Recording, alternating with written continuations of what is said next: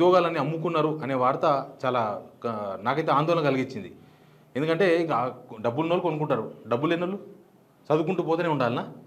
ఒక మంత్రి దగ్గరికి ఒక అభ్యర్థి వేరే ద్వారా వెళ్ళినప్పుడు డిప్యూటీ కలెక్టర్ పోస్ట్ గురించి మాట్లాడినప్పుడు ఆ అభ్యర్థి ఏమన్నాడంటే, సార్ ఎంత ఖర్చు అవుతుంది మా అబ్బాయికి రావడానికి గురించి అంటే 50 లక్షలు అని ఈ అబ్బాయి అడిగాడట. సార్ 50 లక్షల వరకు నేను ఇచ్చుకోగలుగుతున్నాను.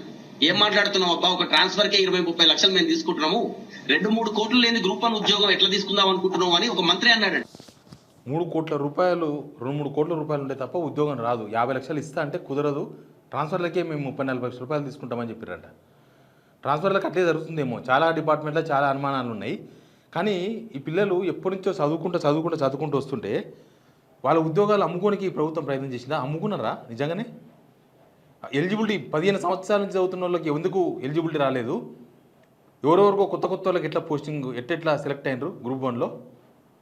అసలు ఇవన్నీ చాలా ఉన్నాయి. వీళ్ళు చేసిన తప్పులు ఎన్ని ఉన్నాయి? ఈ అనుమానాలు సరే అతను ఆరోపణ చేసి ఉండొచ్చు, ఆయన పొలిటీషియన్ కాదు కదా.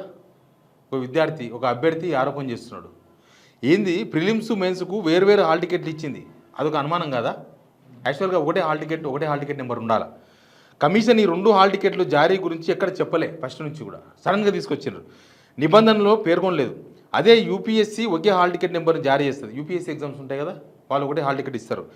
ఉమ్మడి రాష్ట్రంలో 2011లో నిర్వహించిన గ్రూప్ 1లో 2 హాల్ టికెట్లు జారీ చేశారని కోర్టు ముందు చెప్పింది.